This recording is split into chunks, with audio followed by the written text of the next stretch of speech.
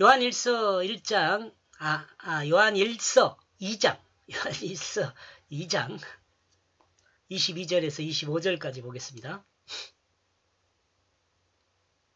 22절, 이 거짓말쟁이 그가 누구냐? 너는 그를 부정한 자가 아니냐?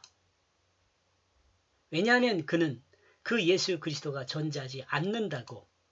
그가 적그리스도이다. 그는 그 아버지와 그 아들을 부인하고 있다. 거짓의 아비 마귀이다. 이는 처음부터 살인자요, 진리가 그 속에 없으며 거짓말할 때마다 제 것으로 말하나니 이는 저가 거짓말쟁이다. 요한복음 8장 44절에 나와 있는 말씀입니다. 이와 같이 거짓말쟁이는 예수 그리스도가 하나님의 아들인 것과 성육신한 것을 부정하는 자들이 이들입니다. 이와 같이 아들을 부인하는 자는 하나님을 부인하는 자입니다. 아들을 부인하니 아버지를 부인하는 것이 됩니다.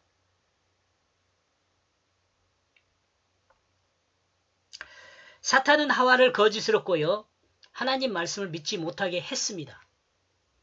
사람을 거짓의 종이 되게 한 거죠. 23절, 그 아들을 부인하는 그 모든 자는 그 아버지조차 붙잡지 아니한다. 그를 거부하지 않는 그는 또한 아버지를 붙잡고 있다. 예수 그리스도를 부인하는 것은 하나님 아버지를 부인하는 것입니다. 서기관과 바리새인과 제사장들이 하나님 붙든다고 말하지만 예수를 부인하면 그들은 이방인과 같이 하나님을 붙들고 있는 것이 아닙니다. 이 말씀은 유대인들이 하나님을 섬긴다고 하지만 그들이 예수를 부인함으로 그들이 하나님을 섬기고 있는 것이 아니라고 말하는 것입니다. 이렇게 볼 때 유대인들이 율법과 제사를 통해 하나님을 붙든 것은 율법과 제사를 통해 예수를 붙든 것이었다는 생각을 할 수 있습니다.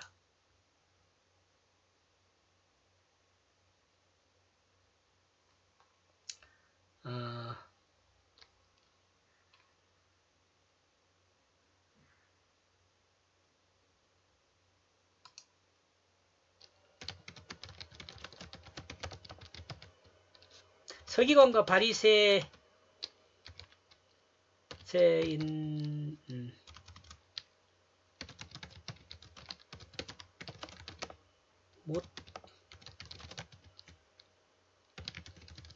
못지만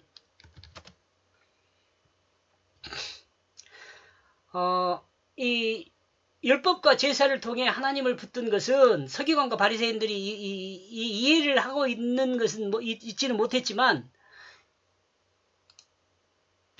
율법과 제사를 통해 예수를 붙든 것이었다는 것을 생각할 수 있습니다. 여러분 제가 그 유튜브 중에 오병이어에 대한 설명을 한 부분이 있어요. 그 부분 한번 들어보시면 이 부분 조금 이해할 수 있지 않을까 그렇게 생각합니다. 아벨이 화목제를 통해 하나님의 관심을 받았다는 것을 생각해 볼 수 있습니다. 이것도 창세기 3장 부분에서 가인과 아벨의 제사에 대한 부분을 제가 설명한 것이 있어요. 그러니까 그거 한번 들어보시면 이거 설명을 이해할 수 있을 것입니다. 24절, 너희는 시작부터 어떤 것을 들었다. 너희는 그 안에 거하라. 만약 너희가 처음부터 들었던 그 어떤 것을 그 안에 거하게 된다면 또한 너희의 그 아들과 너희의 아비들이 그 안에 거하게 될 것이다. 그 어떤 것. 우리는 구원자 되는 예수 그리스도 안에 거해야 합니다. 이는 곧 하나님의 약속 안에 거하는 것입니다. 그러므로 인간이 하나님의 약속 안에 거하게 되면 구원을 받게 되는 것입니다.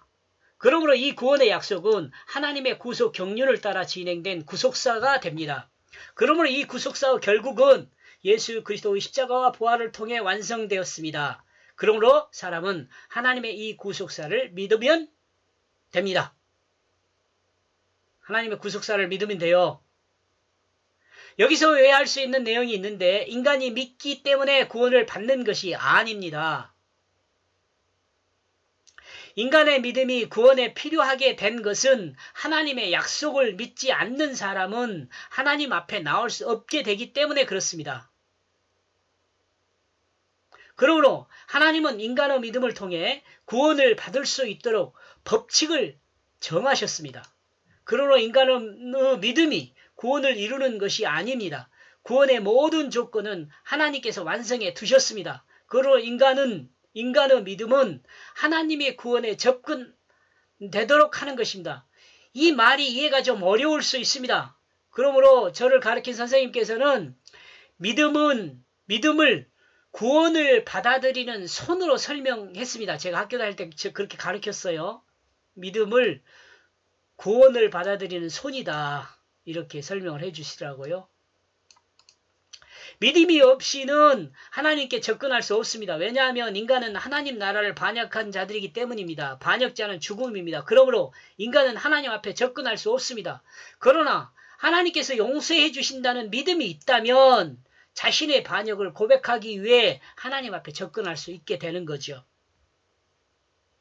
이러므로 성경은 하나님을 무서워하지 말라고 합니다. 그리고 두려움을 가지라는 것은 하나님께 두려움을 가지라는 것은 하나님의 공의를 두려워하라는 것입니다. 하나님의 공의를 두려워하라는 거죠.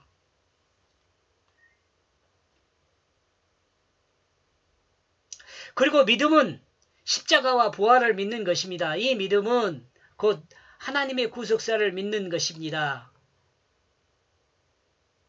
이 믿음에 대해서 막 복잡하게 말하니까 좀 헷갈릴 수도 있겠어요. 결국 이렇게 다 가면 제가 보기엔 다 같은 말이더라고요. 인간을 구원되도록 하나님이 완성한 그 약속의 역사를 믿는 것입니다. 그리고 새롭게 거듭남을 믿는 것입니다. 이 정도 이야기로 잘 이해했으면 좋겠습니다. 제가 설명을 부족해서 이해를 못한다면 죄송합니다.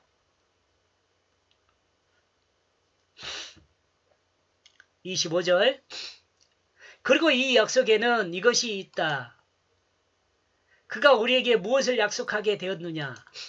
그것은 그 영원한 그 생명으로 있다. 약속한 것이 생명이라는 거죠. 영생. 하나님은 이 약속을 믿는 자에게 영원한 생명을 약속하셨습니다. 구속사죠. 구속사를 믿는 자에게 영원한 생명을 약속해 주셨어요.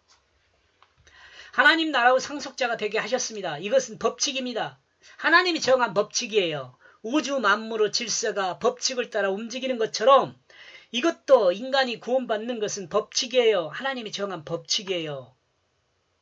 이 법칙은 모든 믿는 사람, 곧 십자가와 부활을 믿는 사람에게 적용됩니다. 이 믿음은 구원은 받는다. 이 믿음은 구원받아 영원한 생명을 얻는 법칙입니다. 영원한 생명을 약속하신 것입니다. 이러므로 예수 그리스도의 십자가 부활은 복음입니다. 이렇게 이야기했는데 이 복음이란 말은 뭔 말이라고 그랬어요? 생명이죠. 생명. 복음이라고 이야기할 때 이 복음은 생명을 말해요. 생명을 이야기해요. 그래도 중에서도 영원한 생명요. 공감하십니까? 22절에서 25절까지 시작부터 그 약속을 붙들고 그 안에 거하면 영생을 얻는다. 이렇게 정리해 보았습니다. 고맙습니다.